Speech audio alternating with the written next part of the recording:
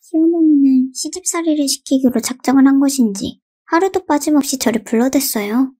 그리고 저는 시어머니에게 오이소박이 김치 담그는 법을 배웠는데요. 시어머니는 제 옆에 바짝 붙어서는 자 봐라. 오이를 씻을 때는 굵은 소금을 이렇게 해서 박박 문질러서 흐르는 물에 깨끗하게 씻어야 한다. 자, 네가 한번 해보렴. 이러며 소금과 오이를 저에게 건넸어요.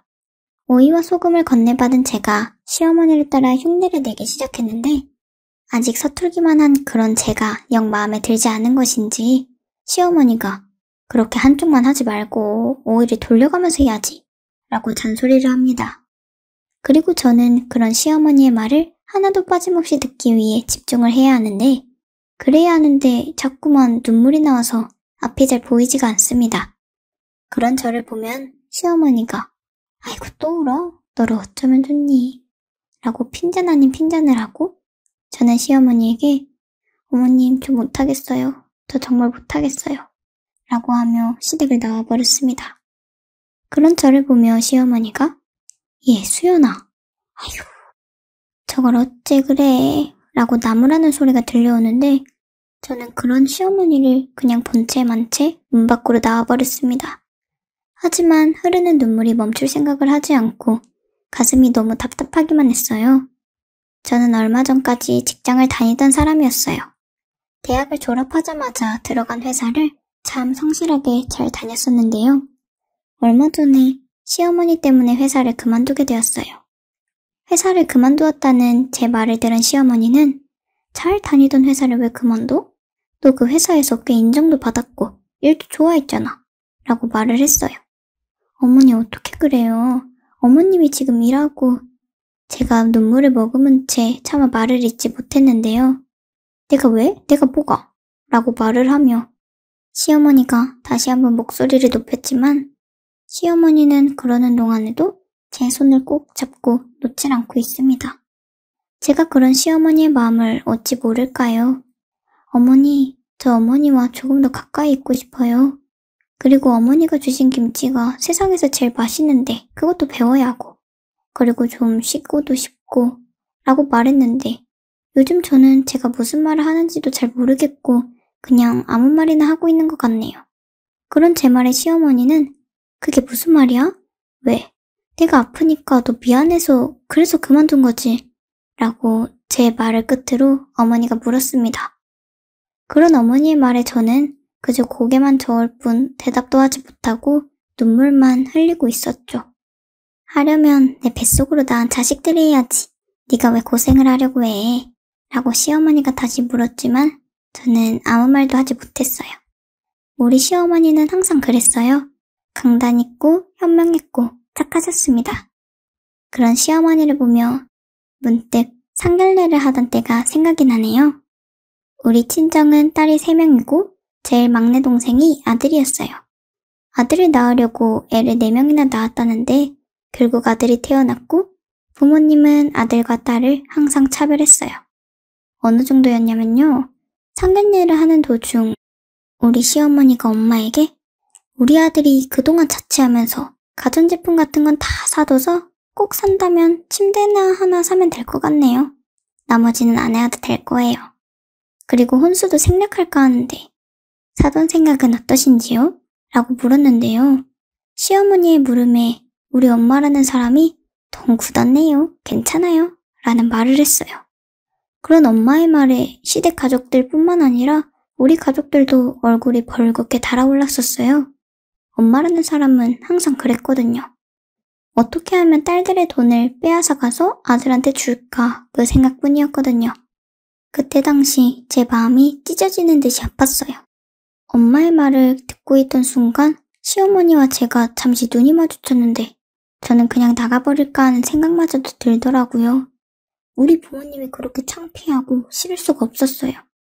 그 밖에도 진짜 푼수가 따로 없구나 할 정도로 엄마의 생각 없는 말들은 계속되었고 상견례 도중 저는 계속 고개만 푹 숙이고 있었던 것 같아요. 그런데 상견례를 끝낸 날 시어머니와 둘이 이야기를 하게 되었는데요. 엄마가 싫으냐? 라고 시어머니가 저에게 물었어요. 사실 엄마 사랑을 받아본 적이 없어서 싫은 것인지조차도 모르겠어요. 라고 제가 말을 했고요. 그 말은 사실이었고 저는 엄마에게 정도 별로 없었거든요. 그런 저에게 시어머니는 사람마다 표현 방식이 다른 것뿐이다. 너무 그렇게 깊게 생각하지 말거라 라고 말씀하셨어요. 상견례 이후로 어머니가 절 안 좋게 생각할 줄 알았는데 시어머니는 그저 그 부분에 대해 어떠한 말도 하지 않으셨어요. 시어머니는 그런 분이었어요. 그냥 묵묵히 뒤에서 챙겨주고 보듬어주고 그랬어요.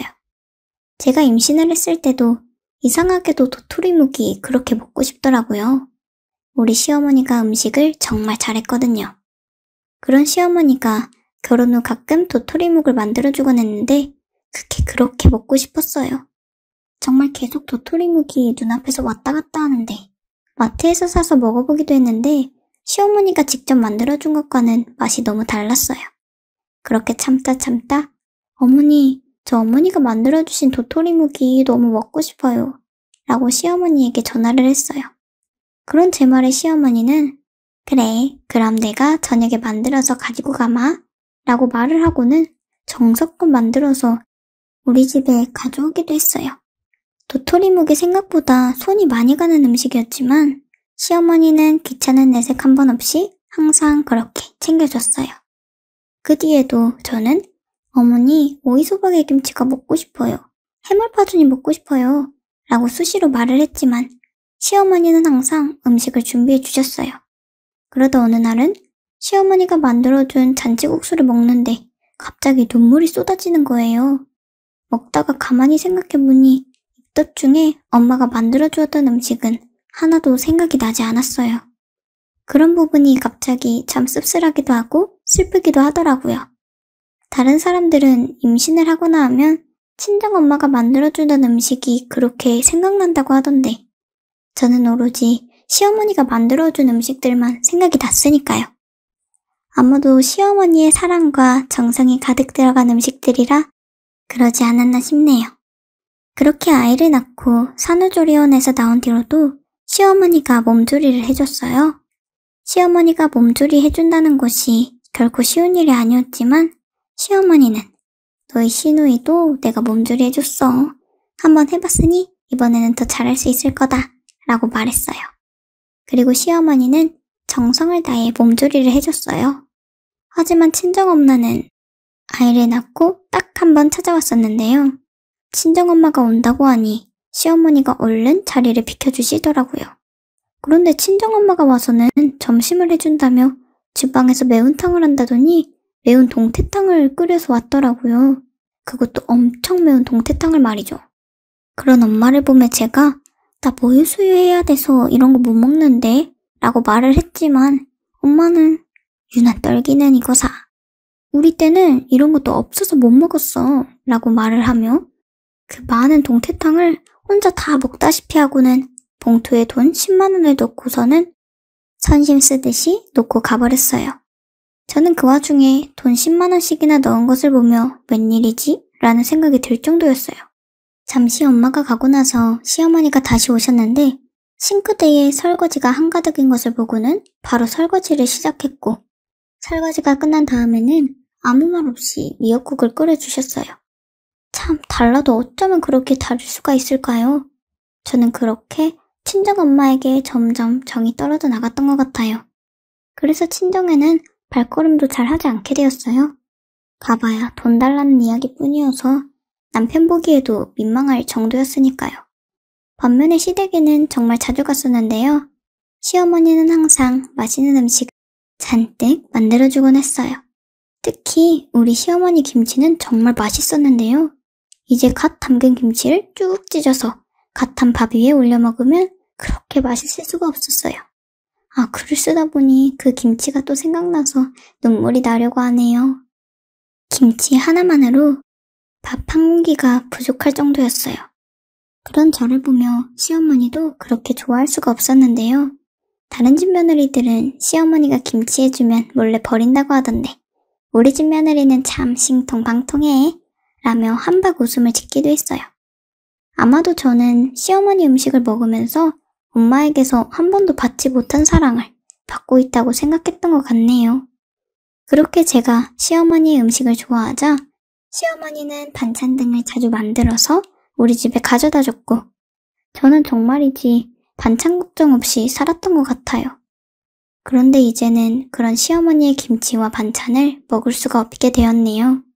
우리 시어머니가 아주 많이 아프십니다. 몇 달 안 남았다고 하는데 저는 그저 믿을 수가 없고 눈물만 나옵니다. 세상이 참 불공평한 게 말이죠.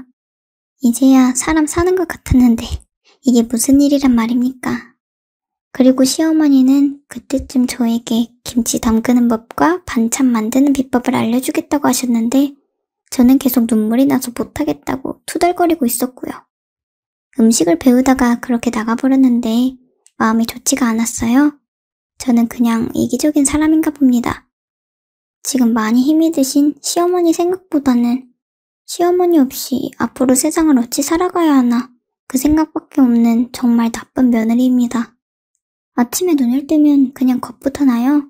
만약 내일 아침부터 당장 시어머니가 없다고 하면 난 어떡하지?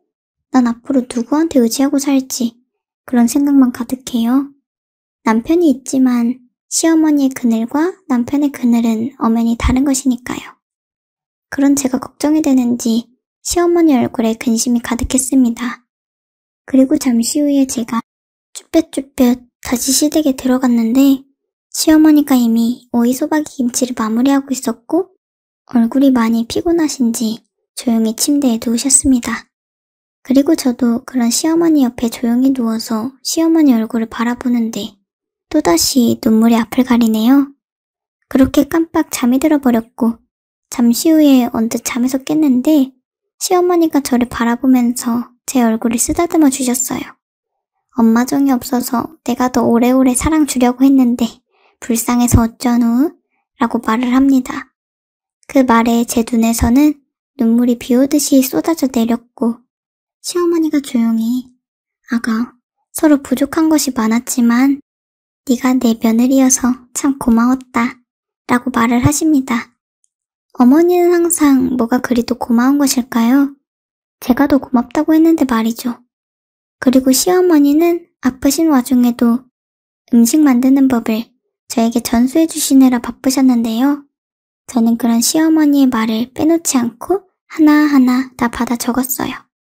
시어머니가 그러니까 아니지, 아니야 액젓은 조금만 이라고 말하는 것도 그대로 받아 적었습니다.